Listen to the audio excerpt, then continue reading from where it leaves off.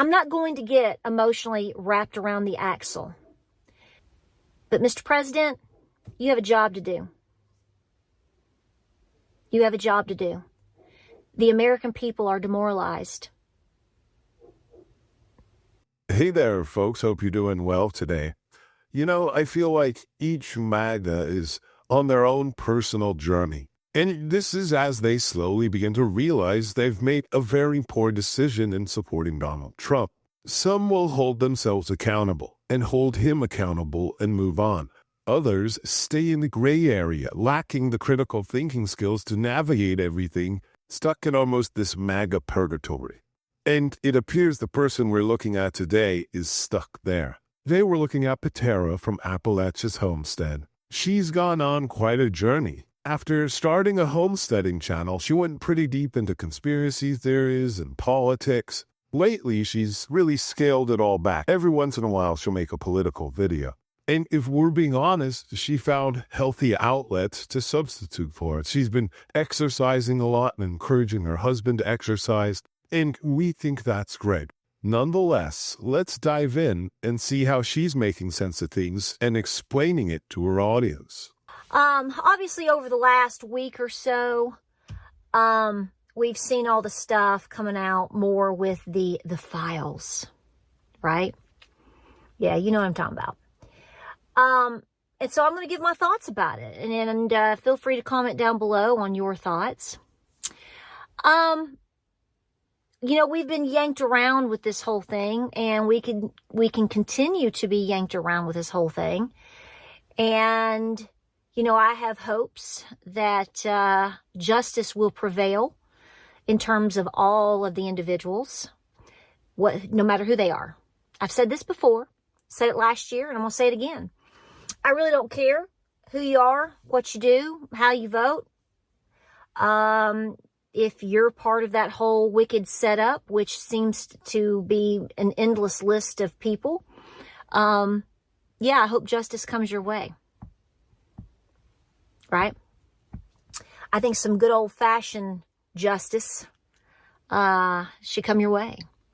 Okay, so listening to that clip, you would think, hey, she wants everyone to be held accountable, regardless of who they are. And you're thinking, hey, that's probably Donald Trump. And that's what we want too. Anyone on any side of the aisle who is found in those files committing crimes, that there's evidence to demonstrate those crimes, should be held accountable. But here's what I want to say first. Let's understand that regardless, and I'm not saying that anyone should or should not get away with abusing other human beings. If you abuse babies, children, other human beings, women, animals, I've got a lot of remedies for that. And I don't have any emotion about guilt and in terms of handling situations. You kind of hope and wish and pray things are handled like, like the old Wild Wild West, if you will, or, you know, in these parts, we had bushwhackers during the Civil War, and they had some pretty wicked ways to handle things they didn't agree with. Whether it was right or wrong is indifferent, but they had some pretty interesting tactics. So, you know, I'm just saying, if you don't know what a bushwhacker is, look that up. You know, a lot of people don't know what that is. But those were things that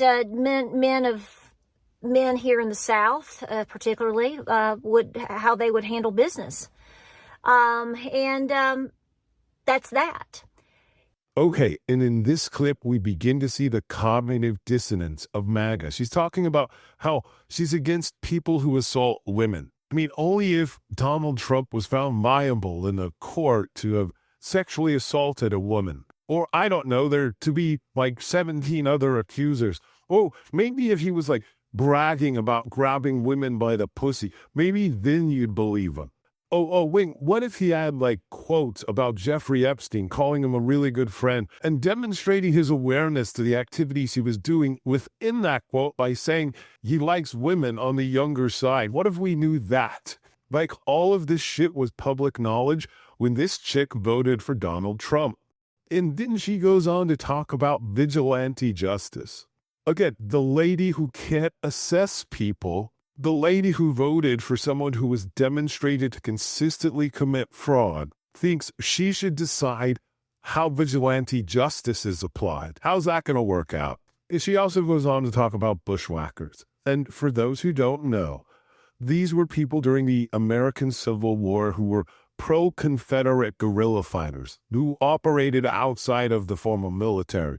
And they hid in forests and in bushes, and then they launched ambush attacks, hence the name bushwhacker. And so they targeted Union soldiers, infrastructure, even civilians. And Tennessee has a very interesting history when it comes to the Revolution. Simply because of the way Tennessee has a geographic split, the ideas in politics were also divided. And so when it came to supporting slavery, different regions had different ideas about it. After joining the Confederacy, Tennessee was the first one invaded by the Union and taken back. Lots of interesting information here. Nonetheless, let's get back to Patera's purgatory. Will we see justice? I don't know, but I'm going to tell you what. I rest a little bit easier at night on one thought, and one thing that I'm most confident in is Judgment Day.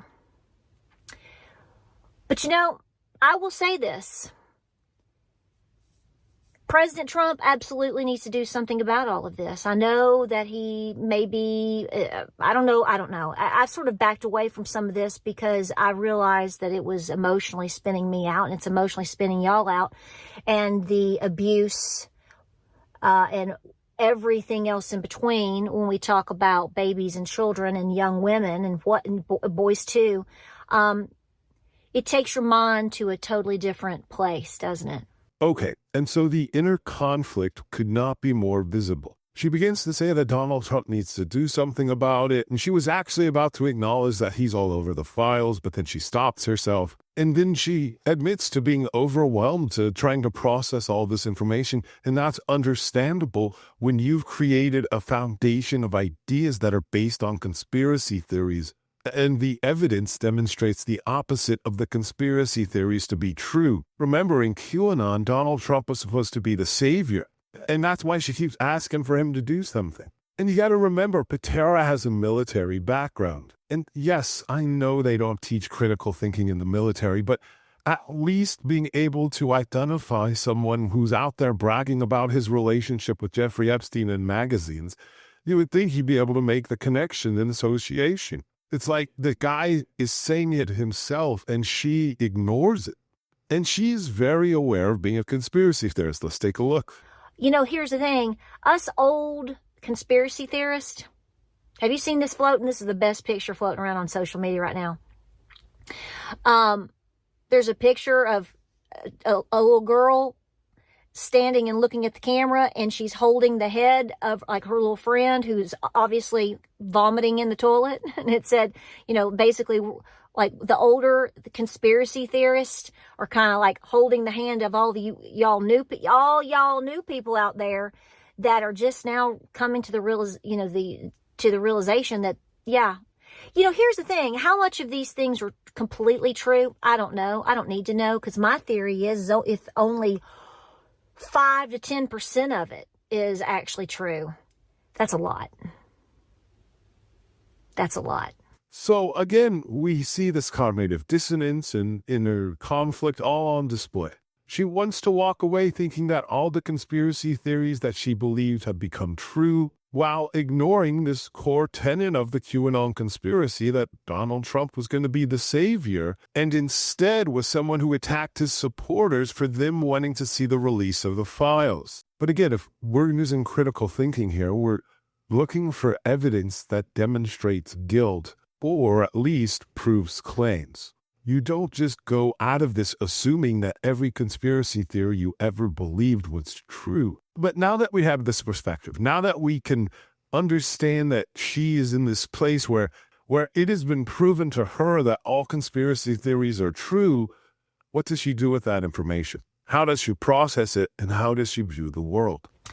How these things are happening at this point is because we have a society that's broken down. I have hopes that society will stand up against what's going on. But at the same time, I'm going to say something here and you're not going to like it. And it's this, if all the things I could say about, people want to sit here and they want justice. Yep. Well, how do we get there? And how did we get here? Well, I'll tell you how we get here. We're living in a death cult. We're living in a culture that has lost its ways in terms of, you can say Christian values, you can say founding father values. None of the, that in itself, people will argue is not perfect. Okay, and so there we can see how she tries to make sense of it. She points to the breakdown of values. And again, this is coming from a lady who voted for the pussy-grabbing guy. So she's definitely the authority on values. And that hypocrisy could not be more obvious. And she actually then goes on to blame abortions and talks about baby killers. Again, no accountability for accidentally choosing, one of Epstein's best friends to be president. Instead, she's just going to blame the left. The narratives have worked. The narratives have worked. I mean, this goes into so much depth in terms of the breakdown of the family, the empowerment of women, which ultimately has led to the turn against men, the sex culture of men disrespecting women, the confusion that is being pushed on our younger generations, driving them to insanity. It's a death culture. So, should something be done about these files and all the people that are listed in it? Yeah. Well, so what can we do? Okay, again, remember, she's trying to make sense of the Jeffrey Epstein files. And she associates it with the breakdown of the family and the empowerment of women. And then associates that with the turn against men. She references misogyny when addressing a child predator. Like, you can't make this up. And like I said, everyone has their own journey. This one's really fucked up. But don't worry, she does mention Bad Bunny. So some of you have said to me, I can't believe you watched the Super Bowl. I said this in the video the other day. Jay-Z. I mean, and some of you said, well, did you even know what, Bad Bunny was saying or whatnot? Y'all, I didn't need to know. And I was like, see, I knew it was going to be bad. I don't really have to have a translator. Okay.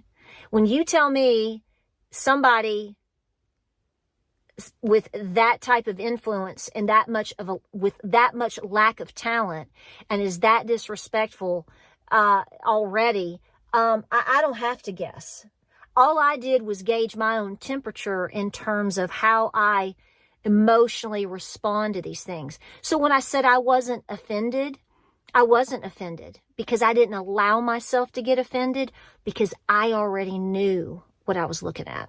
Okay, so if you caught that, she didn't get offended because she already knew she was offended by that guy, the Puerto Rican one. But I mean, we should keep in mind that she's actually made videos about going to the mall and being triggered by seeing like an Asian guy, a Latin guy, and a black guy all standing together. So if that triggers her, imagine what happens when a Puerto Rican performs at the Super Bowl.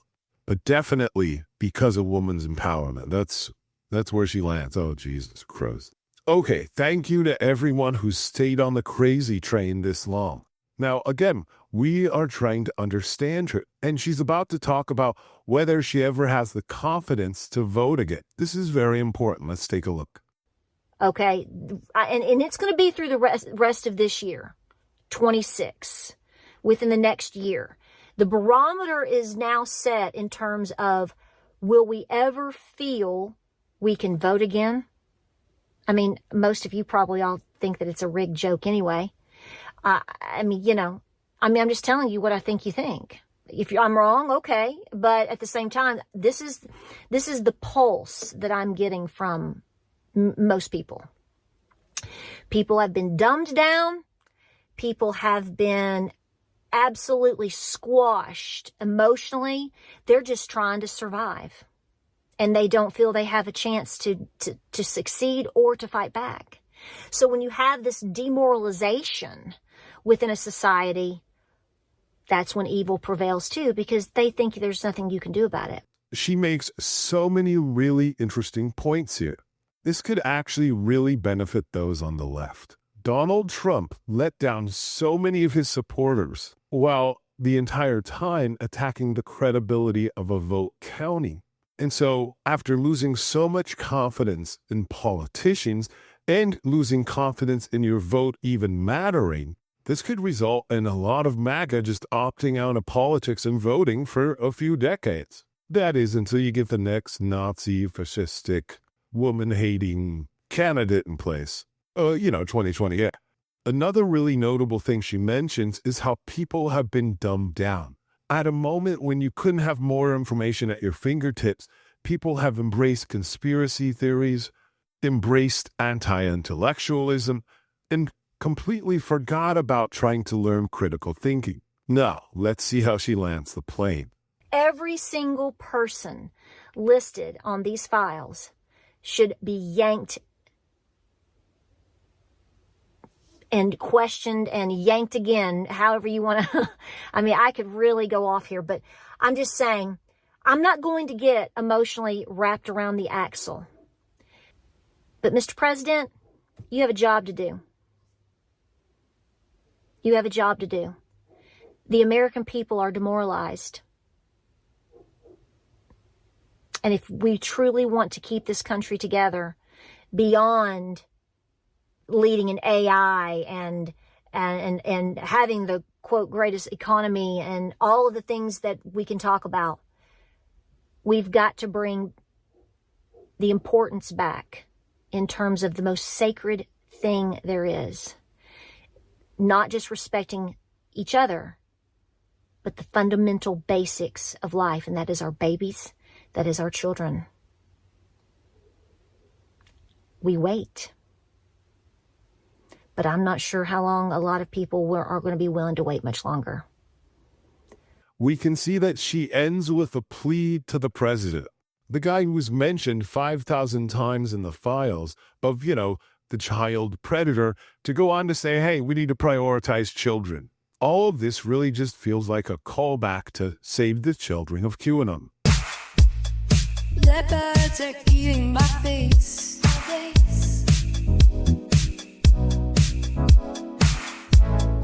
Leopards are eating my face.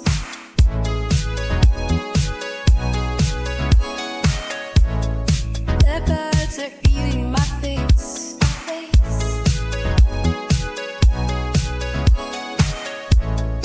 Leopards are eating my face.